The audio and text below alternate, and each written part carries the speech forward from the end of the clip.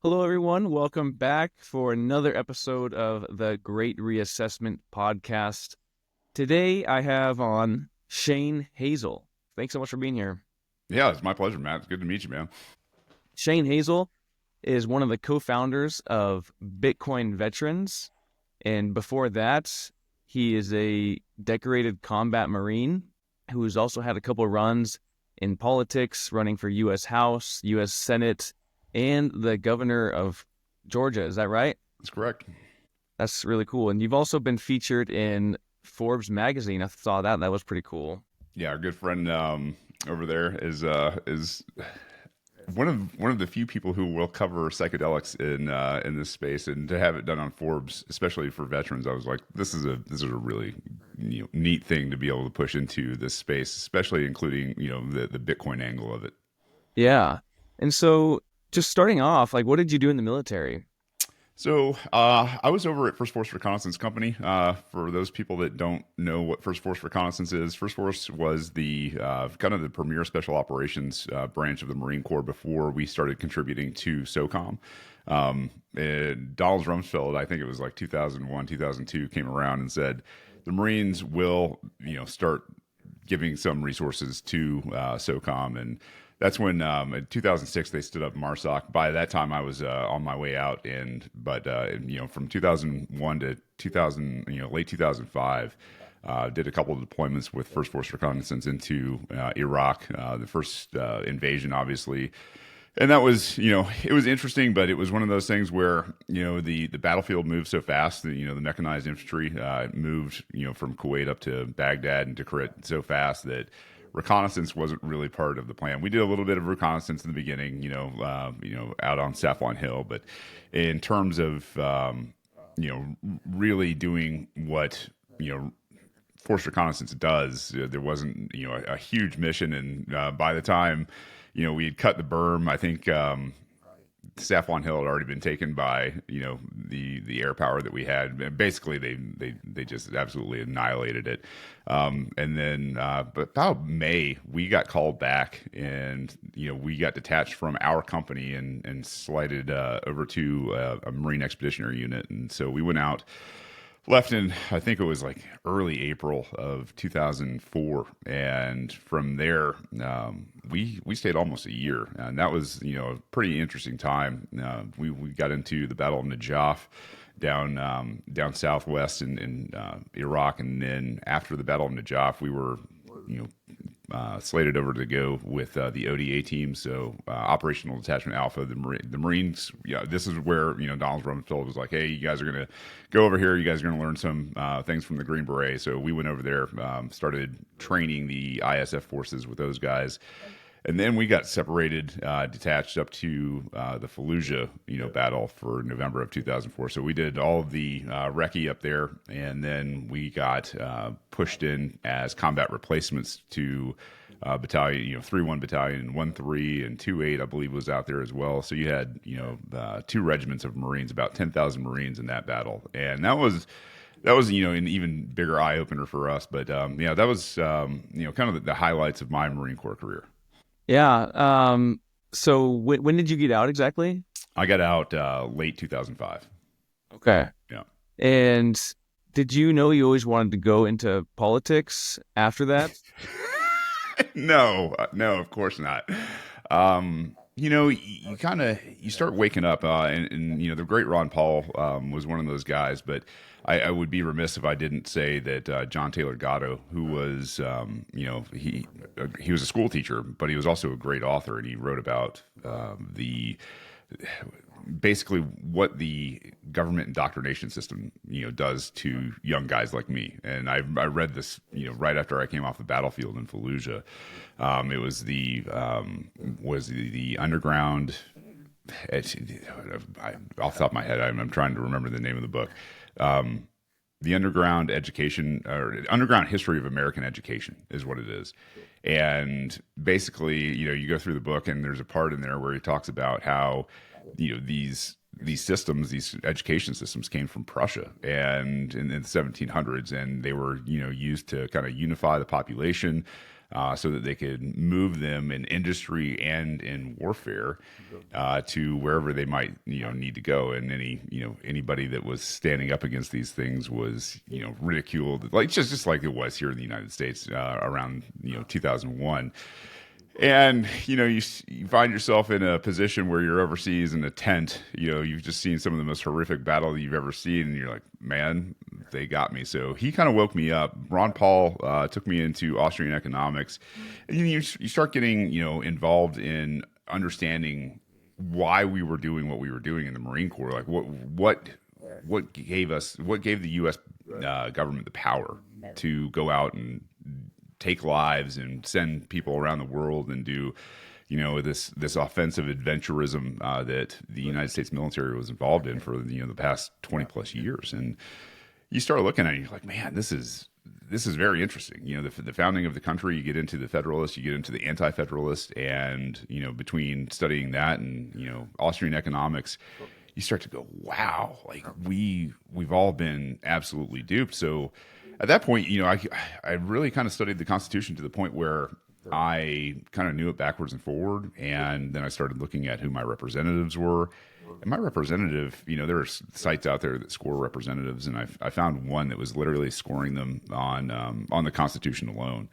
And my rep had like a 50% constitutional voting record. And here's the thing is that's pretty normal for even Republicans in Congress. So if you're out there and you're wondering like how your congressman votes, minus Thomas Massey, most people have less than an A, and most people are probably sitting in the C, D, F range. And so I decided at that point, I was like, man, I'm a war vet. I'm a local guy, and I know this stuff backwards and forwards. Let's take a run at this, and let's primary the local representative. So, I mean, I guess the rest is history from there. It's how I kind of got involved in politics. But you start to see the dark side of politics as soon as you get into it. So it's one of those places where I'm sure most people know that if you're not willing to do it and say the things for the right people with the money, then you're not going to go anywhere. Yeah, so it's amazing. Like I've had a lot of conversations with some elected officials, and sometimes I'll bring up a constitutional issue or whatever it may be, and sometimes you just see a blank stare on their face, like they have no idea what you're talking about. Yeah. The other thing I found was like the front men, right? The people who were reps or senators, or they're not actually that bright. And a lot of them are compromised. I think that's the other side is, if you're not in a compromised position, whether, you're into, cheating on your wife or, the kiddie porn or all that kind of stuff that's out there, that they use through, meta and analytics, to go, yeah, hey, we can actually lean on this guy, and he's compromised already. So all we got to do is sweeten the pot up and show him some dollar signs probably. And I'm sure he'll be the right guy for the job, especially if he's already in office, and then we show it to him. And anybody who's under the illusion, which I think less and less Americans are, that these guys are noble and do-gooders and all those things, they're not. They're some of the dumbest, most compromised people in the nation, and that's how you get the government that we had for the past at least 20 plus years. I'd say even longer than that, honestly, probably since early 1913. I mean, if we want to throw a date on it. Yeah, I wonder what happened in 1913. Right. Do you envision yourself making another run for an office?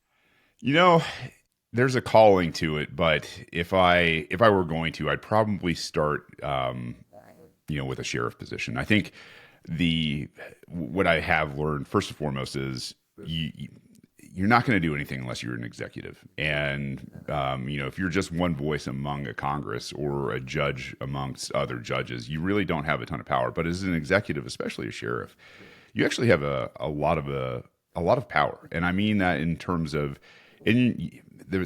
first of all, let's just say the Constitution provides for a sheriff, and a constitutional sheriff at that, who is elected by the body that he represents. So in most cases, in America, it's going to be a county or a parish or something.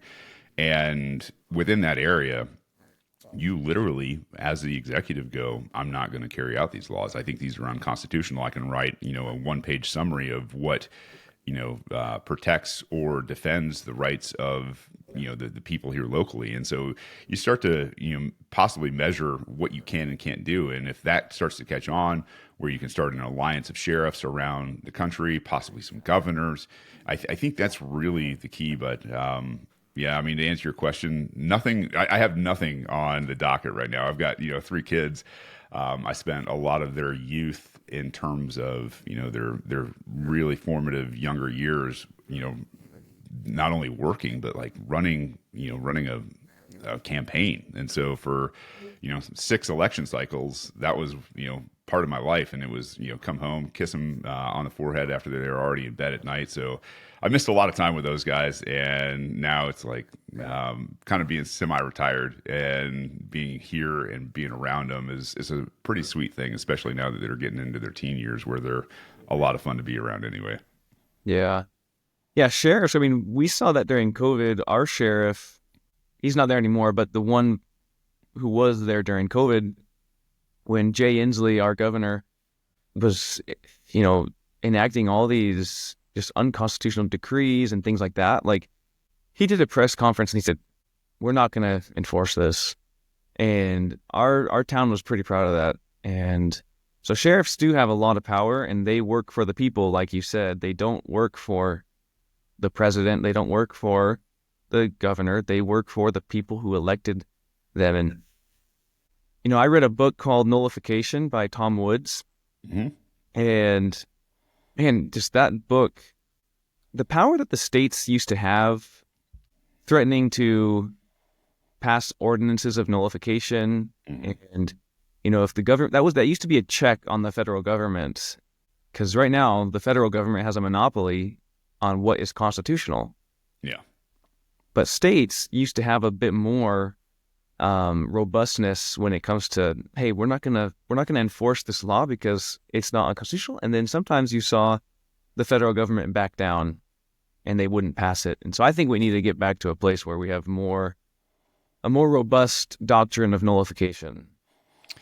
Yeah. I mean, because this is a Bitcoin show, right? It's like, this is a great time to talk about Bitcoin. How does this happen? How does the federal government grow into this gargantuan monster that can manipulate and control the states and the counties and the law? And we've already mentioned 1913. When they passed the Federal Reserve Act, and then the 16th and 17th Amendment. They basically, came around and took a ton of the power away from the states first and foremost, and then obviously if they can take money and start to manipulate money, that's how you start to manipulate states. So you start to this trend from 1913 all the way up to now of enticing or dissuading certain behaviors in states and counties where they hold federal money out on a stick like a carrot, and they say, if you do this, then you'll get some money, and if you don't do this, then you're not going to get any money.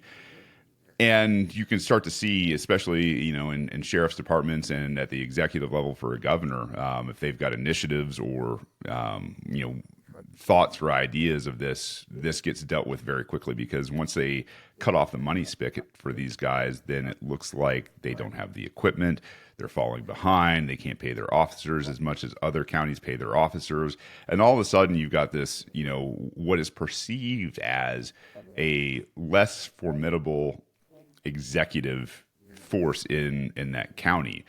In reality, what you've probably got is about the right size. And, and that's the thing, is you don't need a ton of officers, especially if you're not harassing and manipulating and forcing and coercing the local populace, right? Like, if you've read Tom Woods, imagine there's a fairly libertarian streak in you. And so when we look at, the libertarian position on force and coercion, like, it should never be used against people who are peaceful. And now that you have, sheriffs and police out there that are incentivized to abuse and harass and force and coerce peaceful people, that's what you get. You get more and more of those things. So whether it's, petty drug crimes or jaywalking or, traffic violations, it's just this compounding thing of whatever those guys want. And then it turns into something like civil asset forfeiture, which, we've had some luck in my county repealing, because I had a friend who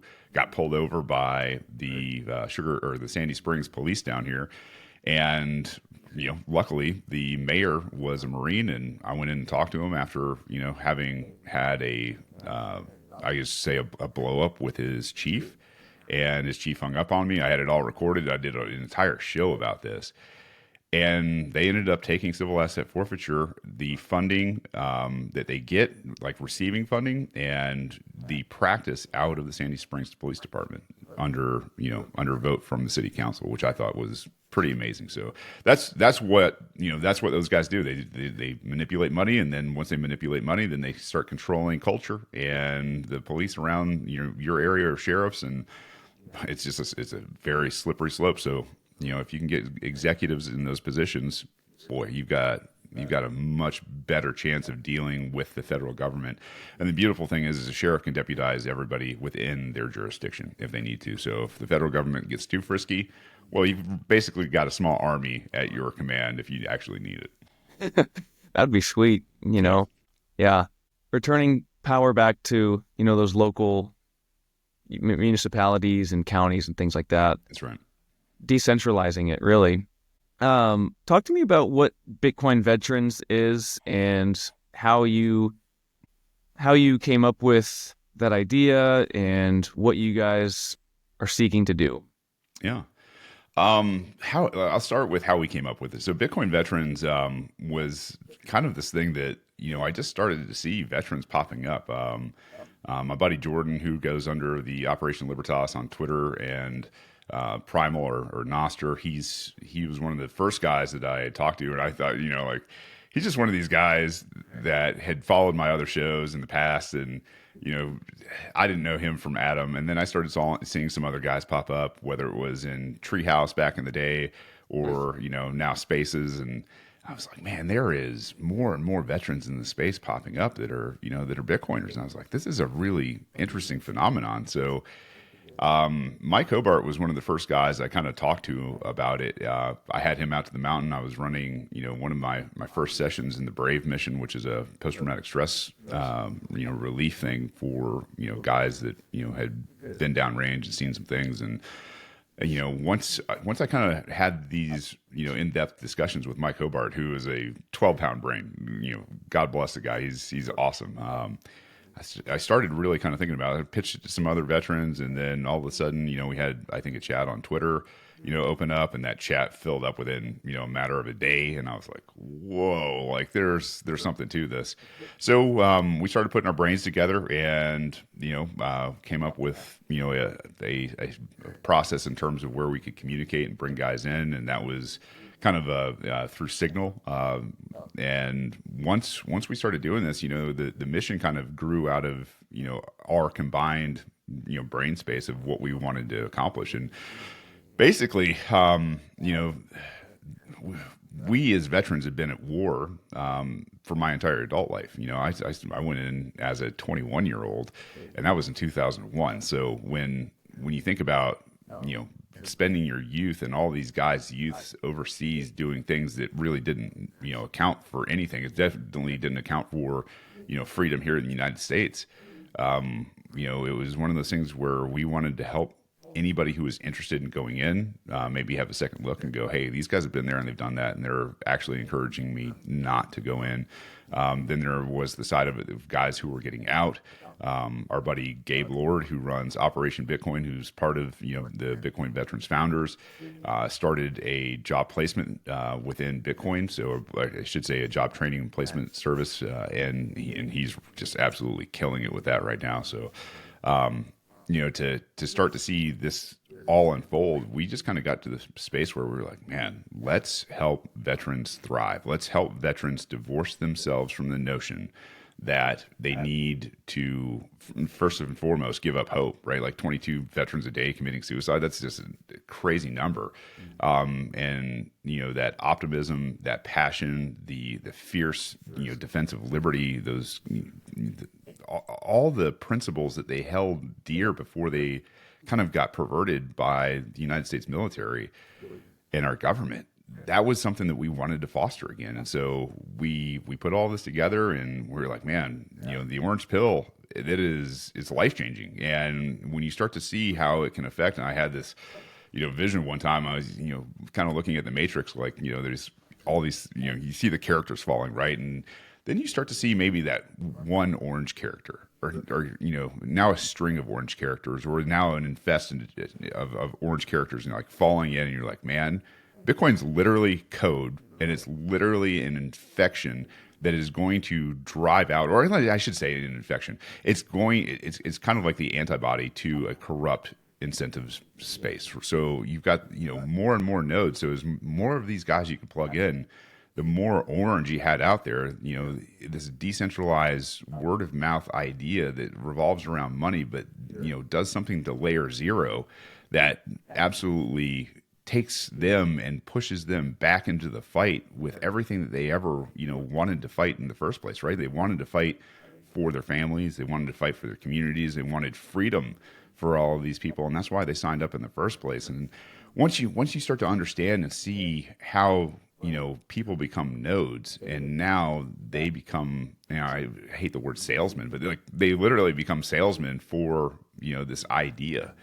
And it's such an amazing thing to watch, because most people understand, in this space at least, that there's nobody behind the wheel, right? It's just code. And so we're literally out here selling code to guys that have experience, they've got amazing skill sets, they know how to communicate, they're men of action, and they've got a passion behind freedom and liberty. And boy, I'll tell you, being at this now a little over a year and a half, and to see what it's become in that amount of time is just absolutely incredible to me. So that's kind of the backstory on Bitcoin Veterans, and how we started and what we're all about. Yeah.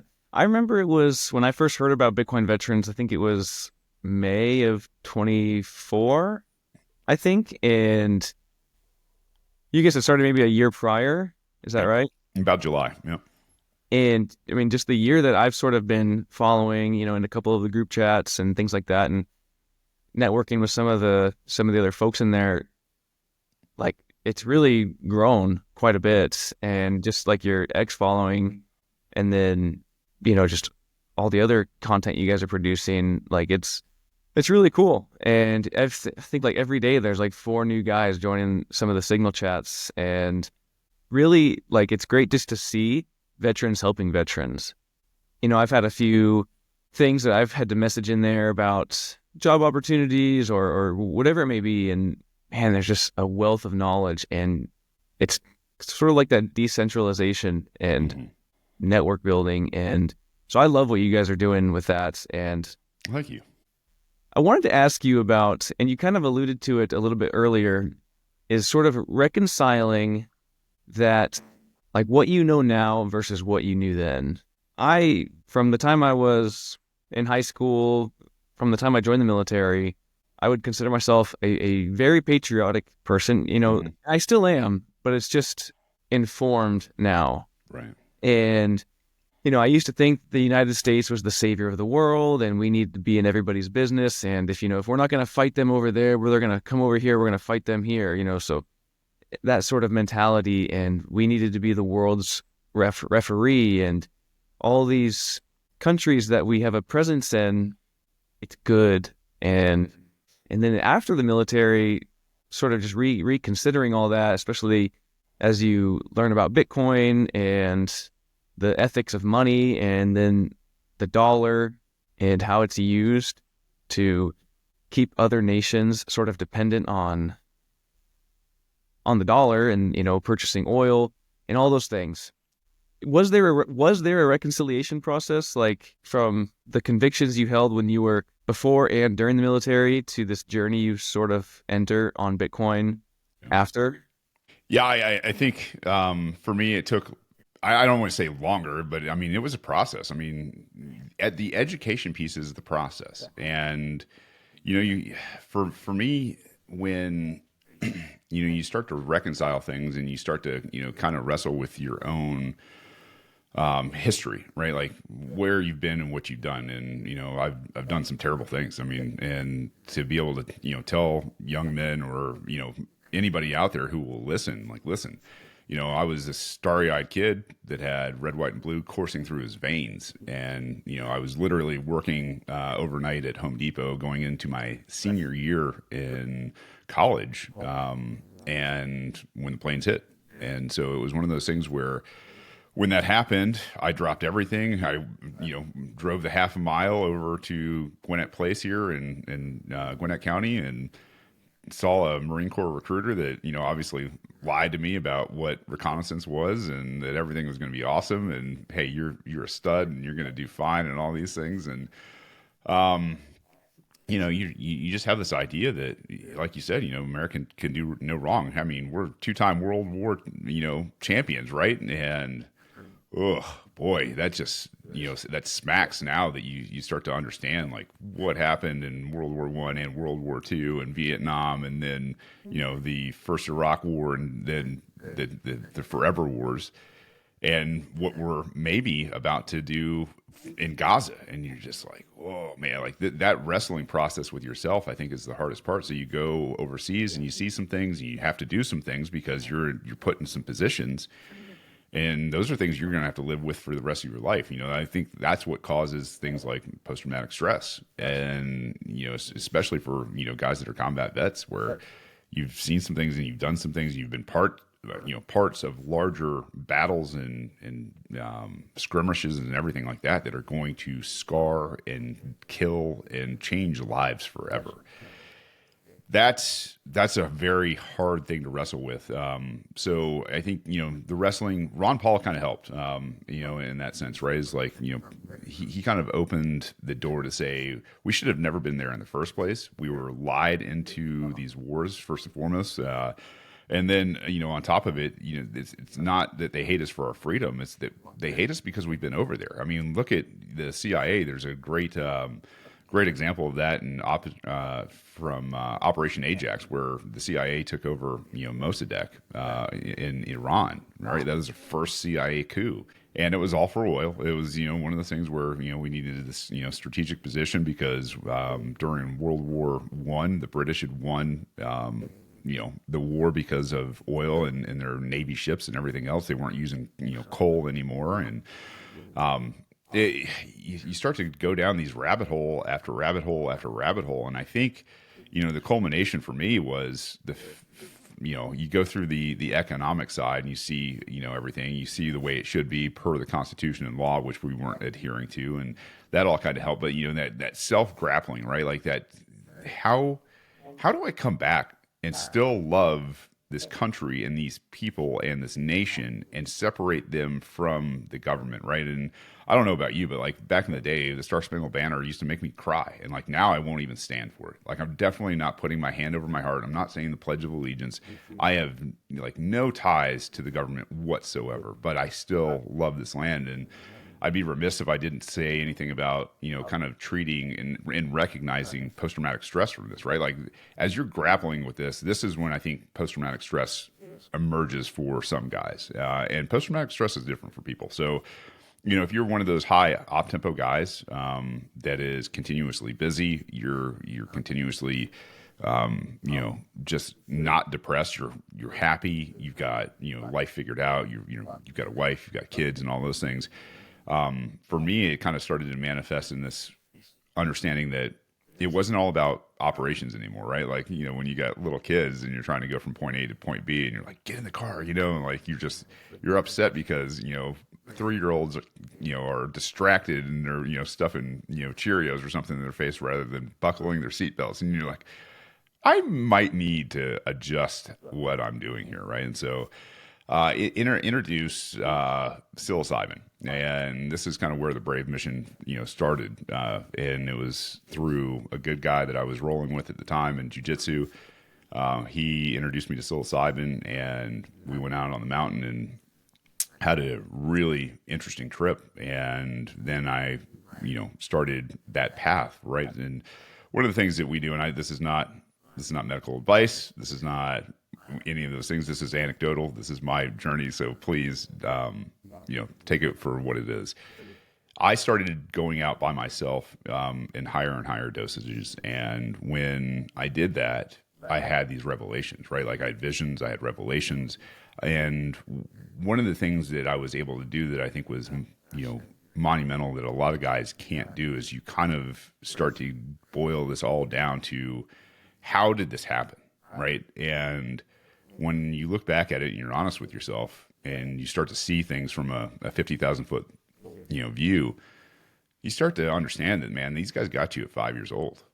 Like they literally take 90+% of American children and they throw them into government indoctrination camps, schools that are run by communists and have always, been predicated on the notion that, we need to progressively change this society from this very independent society to this very dependent society. And they use weapons grade type of indoctrination and propaganda. So there's a repetition thing, right? You're going to stand up and you're going to say the Pledge of Allegiance every morning. You're going to hear the song, America the Beautiful, and all of these things. It's going to get your love for your fellow man and passion for this country and the fake history that they wrote. They're going to start you at 5 years old on this, and then they're going to possibly take you into higher education after your first 13 years, and they're going to do even more of it. And so I think you get to that point and that's where I got to, and I was like, Jesus, man, you have to go back and you have to like kind of understand that you were a kid. You were a kid that had no chance in hell in terms of understanding what was happening to you, and then you go overseas and you do some terrible stuff because of everything. And I think that was my real reconciliation with all of this is I was like, man, you got a brand new beginning, and you can tell the story to any vet that's out there. And I think if they're honest with themselves, they'll understand, because I don't think most people want to be a dupe, right? Like they don't want to be wrong. And once you get over the fact that, hey man, like you were 5 and you had no chance at kind of understanding what this was unless you were introduced to some information outside of that. And living in the South where I lived, that's what everybody thought. Everybody was just like gung ho America.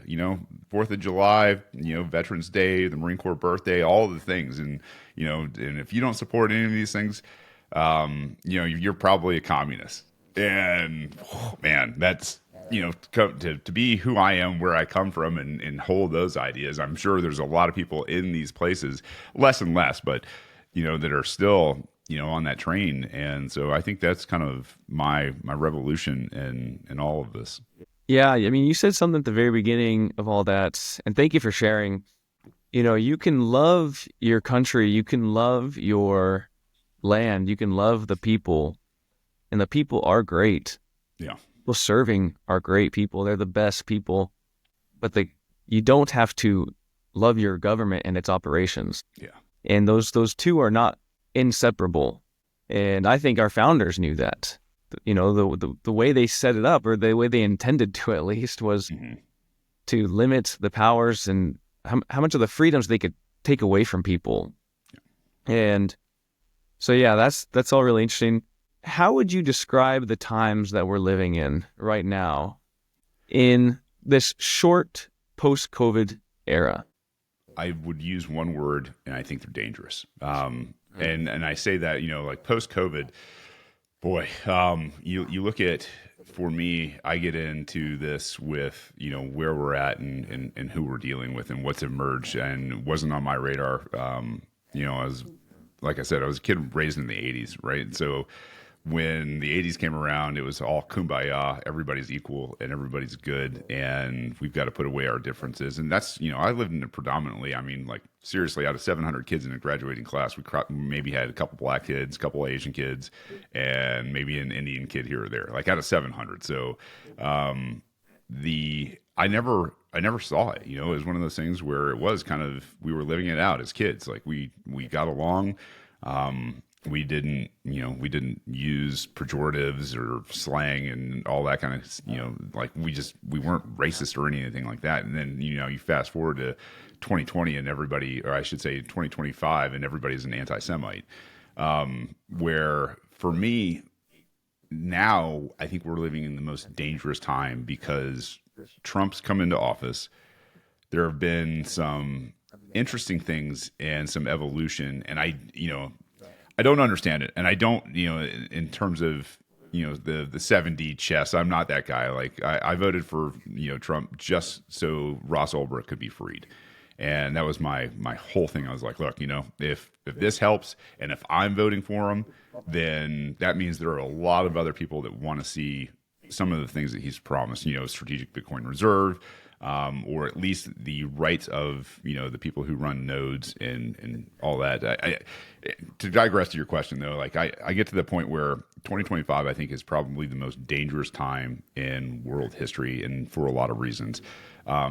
We've had a government that's absolutely been occupied by people of the Jewish faith, and I'm not saying it's all Jews. I've never said that. I think there's some people in some pretty high places, but a lot of these guys have allegiances to Israel, and we see it, with what's just happened within the last 48 hours now, where Netanyahu has visited, the White House, and he got the keys to the White House. He got Trump to basically, say we're going to take over. Americans are going to take over Gaza, and now it puts us in a predicament where we're sending, more people overseas at the same time. He's just dismantling some of the things, like you said, which, if anybody's tracking, is just a money laundering organization for NGOs that are, corrupt, that move government money around the world, but are legal because they're not bureaucracies, right?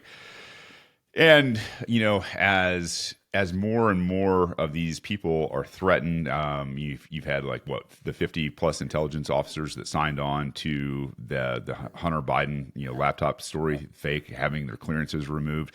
The more that you put these type of people who have had billions, if not trillions of dollars at their disposal for resources and tech and network into a corner with their backs against the wall, well, I mean, the penalty for this is treason, right? And we that's death. And so when you get to that point and you start to understand, where we're at as a civilization, not just America, like this is around the world, and I think most major governments have the same issue we do, is at the highest levels of banking, at the highest levels of government, at the highest levels of media, at the highest levels of entertainment.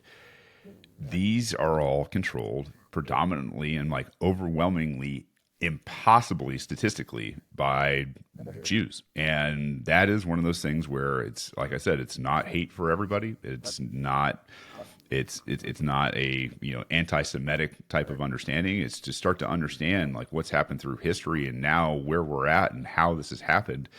And you can go back through, the Ashkenazi in Eastern Europe in the 16, 17, 1800s. You can go through the Bolshevik Revolution. You can, see what Hitler, was saying in English now, which I'm convinced that, I'm not saying he's the best guy ever, but I think he was a populist and nationalist response to what communist, which was a totally Jewish idea, taking over, the Russian Empire at the time, which killed 60 to 70 million people through Holodomor and starved even more.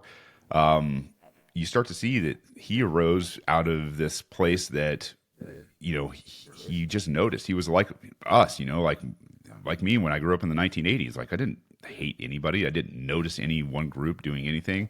It was not a thing. And I actually, was repulsed by people. If you read, Mein Kampf, he was the same way. And he didn't develop this, I don't want to say hatred, but just even noticing, right? It was just this culture where he started to notice the perversion.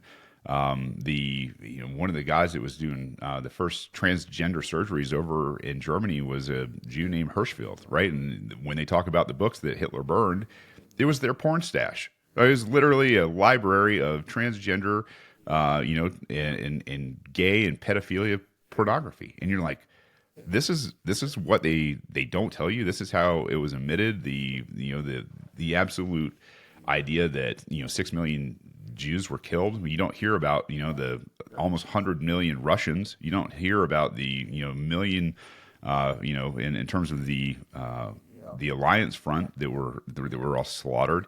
You just hear this made up number of 6 million, and you start to dive into that, and you start to see that the New York Times started publishing this number in the early 1900s. It was always this 6 million. They repeated it over and over and over. There's plenty of print out there that talks about this. The real number was probably closer to 175 to 200,000, and a lot of those were work camps. They couldn't, they couldn't carry out the gassing and cremation of these the way they said. And so you start to just see this pattern in history, and you're like, oh my God, like we're there again.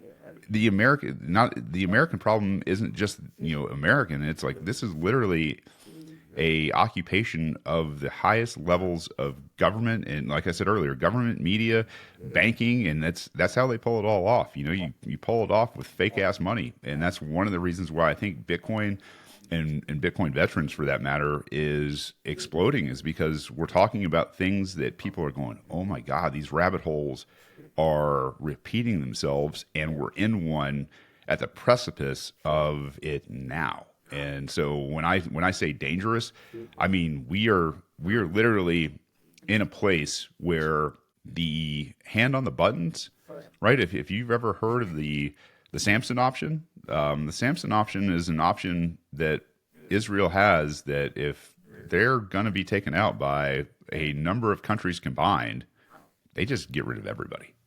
Nuclear. And that to me is, I think, one of the most dangerous things that, could possibly be. Not to be a black pill, right? Like, I think there's obviously a lot of orange pill to go around, and I should probably counter with that, but I've said a lot, and, I know that's a ton of information, and I know it's probably one of those things where you may even have to edit some of that kind of stuff out so that you're not totally banned from, whatever is out there, unless you're just doing this on YouTube or on Noster. No, I post on a number of platforms, and we'll see, I guess, what happens. Yeah. But you may have to only post it on Noster, or that might be the only place sure. where it does go, because I don't know. It's a big rabbit hole, and it's one of those things where at least where Bitcoiners are open minded, they can at least go do their own homework, and I highly suggest go start looking those things up. Yeah. I would not consider myself an expert in history by any stretch of the imagination, but one thing for the periods of history that I have studied, I've learned like how common and easy it is for a false narrative to come out. Yeah. And that's not to say that all the history we have is incorrect, but one period of history that I've probably studied the most in depth is the American Civil War. Mm-hmm. And, I don't even like to use the term Civil War anymore, because Civil War is what? It's two factions fighting for central control. Right. And so that, by definition, is not a civil war. It was a war of invasion, really. And you had southern states wanting to secede, which up until that point, everybody thought that was permissible. And what are we taught now? It's so far from what and we only read one side, and history is written by the victor. Then you have how a culture mythologizes a period of history. And if it's within the last 200 years, it's taboo to change it. Nobody gives a crap if you have a different opinion of the Roman Empire. Nobody cares. But if you have a view on the Civil War or World War I or World War II that is not within orthodoxy, mm-hmm. you're a heretic. And the fact that you could get fired from your job because you have a slightly different take on a historical event, that's when people say like we're not religious, I kind of just laugh, because it's like we are. Somebody can have a different take on World War II, be a outstanding member of society, but it's just this inner belief. It doesn't actually manifest outward at all. You could have your livelihood taken out, if for some reason it got leaked or something. And ask yourself, is that okay? Is that okay that if somebody has a different take on a few little years of history, they could get fired from their job? Yeah. Like that's really messed up. And they actually came after me for that. Luckily, I was already not working for anybody else, and and I'm gonna call it out. Corey Clipson from Swan, right? Like he answered that call and he said, Mr. Hazel hasn't worked for us, for months or whatever. And I was like, dude, this is the guy that wrote, the race to avoid the war, right? It's a fantastic article, but it's bullshit. If you can't call out the genocide that's happening over there in Palestine, right? Like you're like, like I don't want any American involvement at all. It's not that I'm, rooting for the Palestinians. Well, maybe at this point I am, but like, it's one of those things where I wasn't rooting for them. I'm not, on the Israeli side. Like, it's just like, this is a slaughter. I've seen war. I've seen exactly what's going on. The techniques that they're using in these areas where they're just literally wiping out everybody and then they're rewriting history. And I get it. And so, to see that and be like, man, this is, they're literally coming after you. And it's one of those things where you can, and we have, we've sat there and we've, done show after show after show about the American government. We've spoken out against them. We've spoken out against China. We've spoken out against Russia. We spoke out against Ukraine, you name it. But as soon as we speak out about Israel or Jews, all of a sudden, dude, they want everything gone. They want whoever you're working for, they want you out. They want to close bank accounts. They want to do all of these things.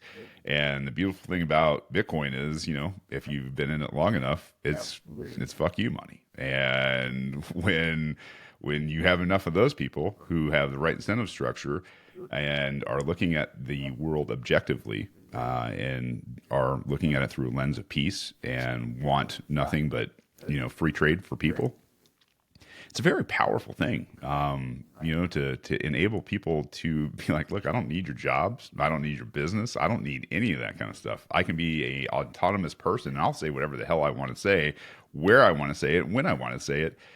That's power. Like, that's especially now that we can do this and we've got Nostr on top of it. This decentralized tech and decentralized money that is stateless and permissionless is changing the entire game. And to have, some gravitas and some following behind these things, that's a really incredible thing for us to start to fight back. And I think that's one of the reasons why this narrative that you have to follow, it was Arabs in 9/11. Was it? Are you sure? Because there's this thing called the dancing Israelis and E-type and B thing and all of these things. You should probably go and look at the fact that they wrapped up 5 guys right after 9/11 that were Mossad, and then they let them go after about 3 months, and nobody ever heard from them again. Like, then they went on Israeli news and were like, "Yeah, we were there to video the events of the day." What on earth is this? So now you're questioning that official narrative. Then you start to go back through, the different conflicts and go, all right, why were we here and what were we doing? If we start looking at things like, and I, obviously went into World War II already, but you start to see, oh my God, man, like when you start to understand that bankers have funded both sides of all of these wars, and who those bankers are, start to get a pretty good idea of what they are and what their mission is and how they make money and how they use everybody else, all the goy out here, farm animals and beasts, according to the Talmud, to go out and do the bidding for them so that they don't have to waste Jewish lives. Yeah, about the whole Gaza thing, questioning the questioning the accepted narrative. I had already sort of poked open that door a little bit, but it wasn't until maybe a month and a half ago or a month ago, I had a guy on my show. His name's Rami, and he's a Christian from Palestine. Yeah. I had no idea that there were Christian Palestinians. And, as a Christian myself, I'm thinking, this is somebody who, we have a shared faith, and his family, his cousins, his extended family, they're Christians. They're not, it's not like a religious war. Right. It's like they're just going after everybody.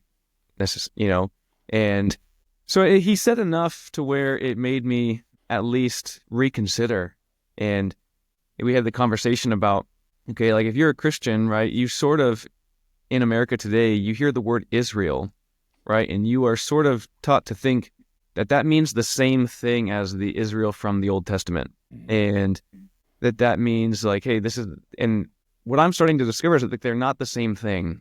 No. The Israel in the Old Testament where, God was creating a people and he's using that people to deliver the gospel to the world is not the same thing as the Israeli government today with their so-called jurisdictions and borders. And I'm starting to see but they've co-opted the word Israel to, buy loyalty from Christians. Christians, and Yeah. especially nominal Christians, I would say, people who, they live in America, they don't know what else to identify as, so they say, yeah, what the heck, I'm a Christian. Right. And they hear the word Israel, and they automatically associate some type of, Oh, Judeo-Christian, right?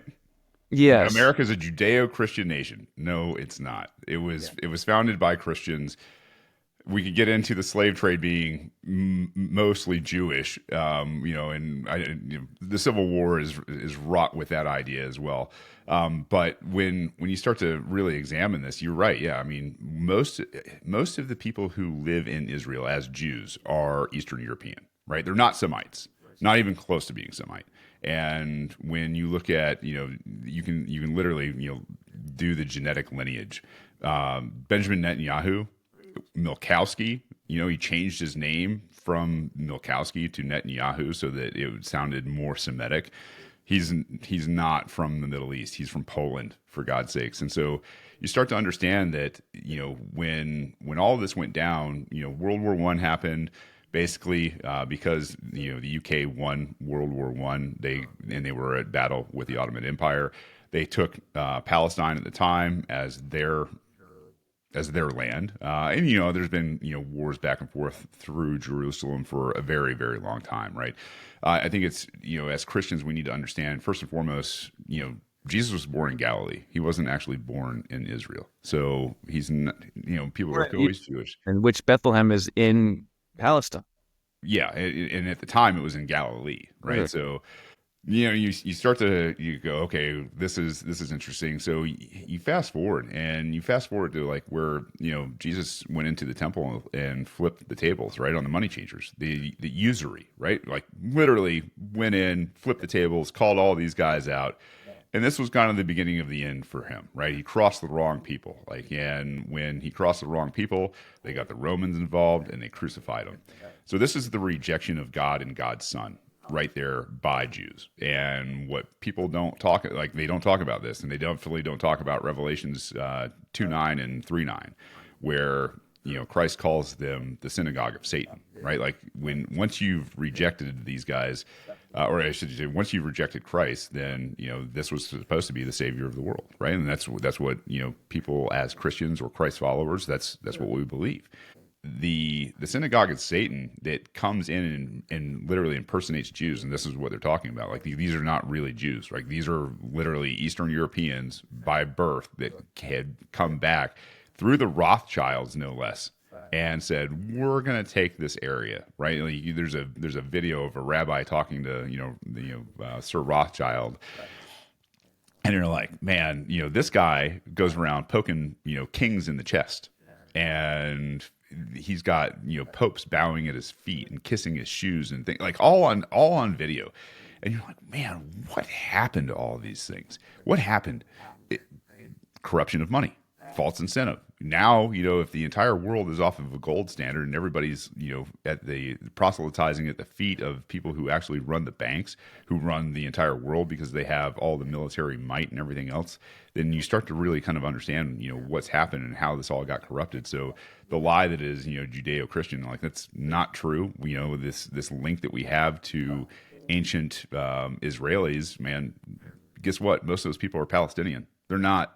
They're definitely not the Jews of Europe that came down and invaded and stole and raped and murdered people for their property, which they're still doing. Like that's what we've seen in terms of this entire operation that is the greater Israeli project. And for me, this kind of is one of those wake up calls for people who are Christ followers. It's like, guys, what you've been told in history is there's kind of a theme here, is like the wars, the faith, everything that you guys have ever been taught, it's a bunch of lies. And it's a bunch of lies to the people who own the money, who have rewritten the history, who have whitewashed everything, who continue to put out movies and music and everything else that is slanted a certain way.